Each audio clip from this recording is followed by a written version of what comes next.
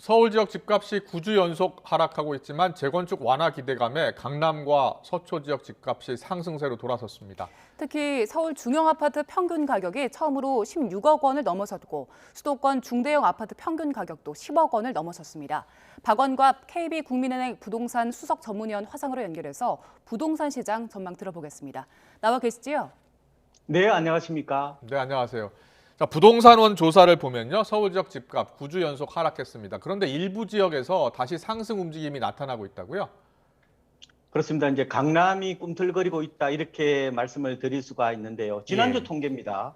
한국 부동산은 조사를 보니까 예. 강남구하고 서초구 아파트 값이 나란히 이제 전주 대비해서 0.01% 오른 거로 나타났고요. 예. 이들 지역이 상승세로 돌아선 거는 거의 2달 만이라고 보면 되고, 아, 이 바람에 서울 평균 아파트 값도 전전주에는 마이너스 0.02에서 지난주에는 마이너스 0.01로 약보합세로 돌아섰다 이렇게 보시면 될 것 같습니다. 그렇군요. 네. 예.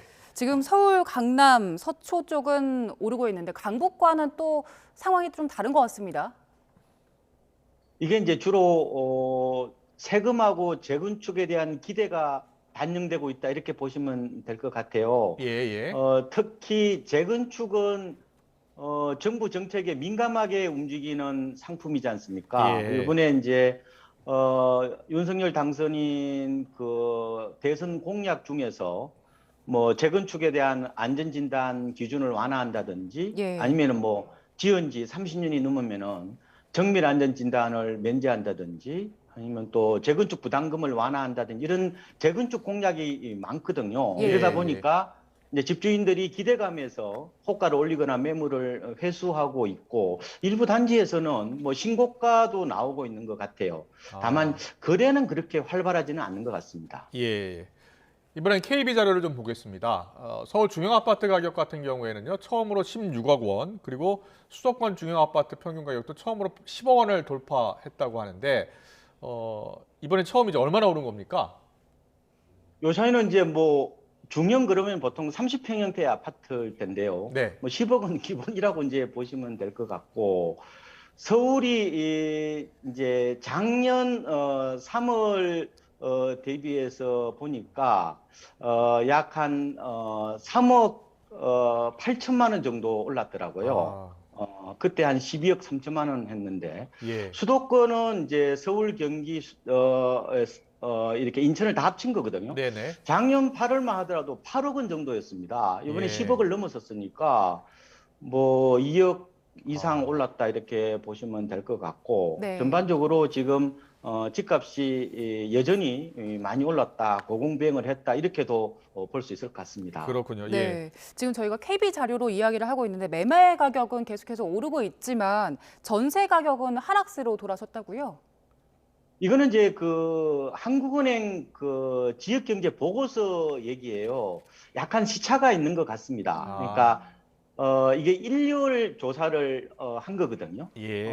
그래서 뭐 일부 전세 가격이 작년 12월에 비해서 뭐 0.03% 하락을 했다는 거예요. 네. 그런데 저희 KB 시세도 지난 2월에는요. 예.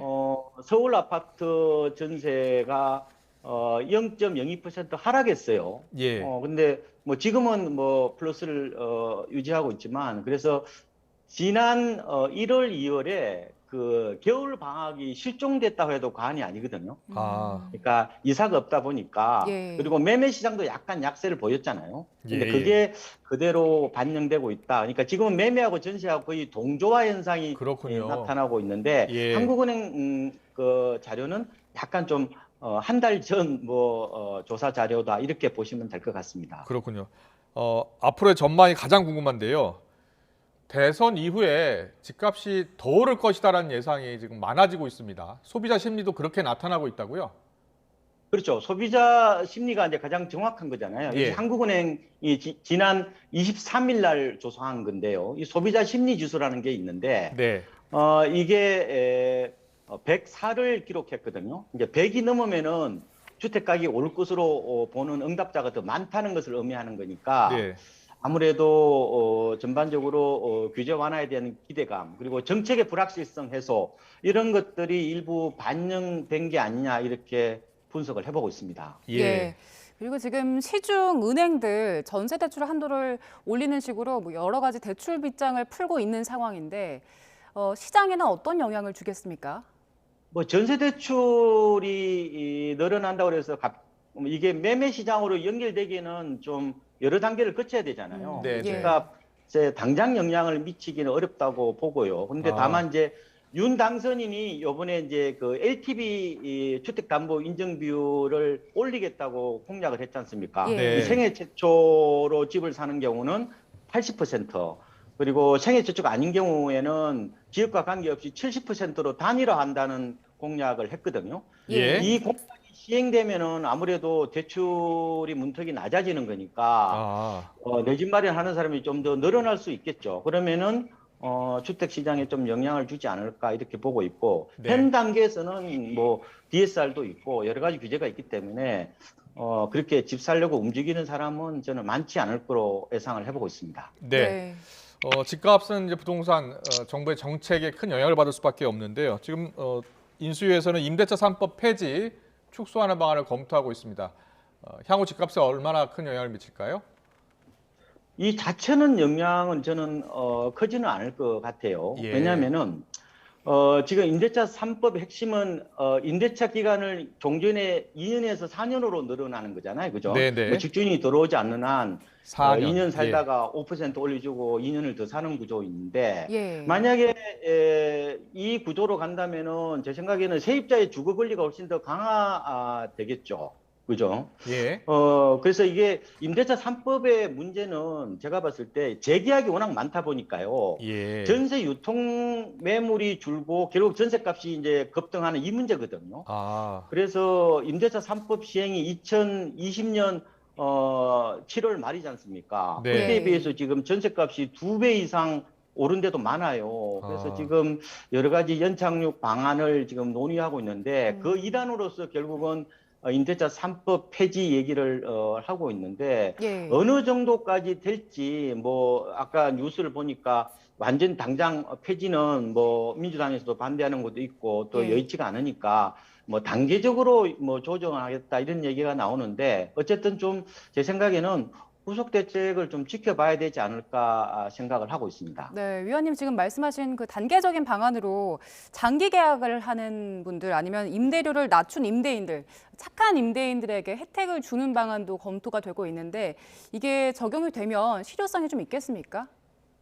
저는 이거에 대해서 굉장히 개인적으로 저는 찬성을 하는데요. 이게 네. 이제 상생 임대주택이라고 지금도 시행을 하고 있습니다. 근데 이게 좀 까다로워요. 뭐 1주택자야 되고 또 연말까지고 공시가격 9억 이하 이렇게로 좀 조건이 많은데, 금액에 제한 없이 뭐 4년을 지키는 집주인한테 양도세를 계산할 때요, 지금 1년 거주 인정을 해준다는 거거든요. 예. 그러니까 계속해서 결국은 집주인도 이득을 보고 세입자도 이득을 본다면은 충분히 윈윈 구조로 갈 수 있지 않느냐 이렇게 보고 있고요. 예.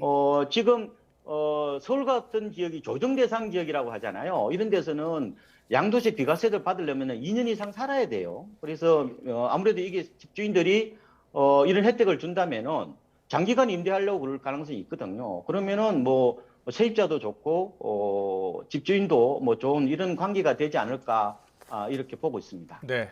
새 정부는 공급을 늘려서 집값을 안정시키겠다고 하고 있습니다. 그래서 수요자들이 집을 지금 사야 되는지 아니면 좀 더 기다렸다 사야 되는지 고민이 많거든요. 어떻게 하는 게 좋겠습니까?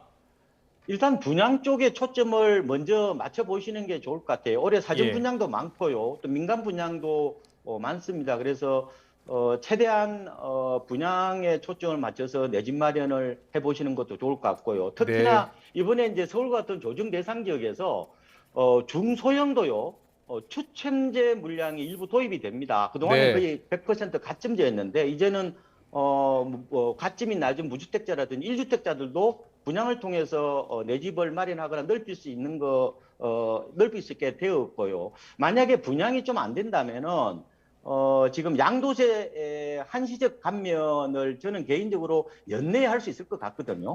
왜냐면은 윤석열 당선인은 최대 2년을 한다고 그랬고 네. 또 이재명 후보도 10개월 한다고 공약을 내세웠거든요. 그러면은 예. 서로 여야가 생각이 같잖아요. 그래서 제 생각에는 연내 도입을 할 가능성이 있다면 그런 절세 매물들이 나올 거기 때문에 네. 아무래도 절세 매물은 좀 싸게 나올 수 있기 때문에 그쪽으로 좀 관심을 가져보는 것도 좋을 것 같습니다. 네, 알겠습니다. 분양을 노리는 것 그리고 절세 매물 지켜봤다가 사는 것도 좋은 방법이 될 것 같다라고 의견 주셨습니다. 지금까지 박원갑 KB국민은행 부동산 수석 전문위원과 함께했습니다. 잘 들었습니다. 고맙습니다. 네, 고맙습니다.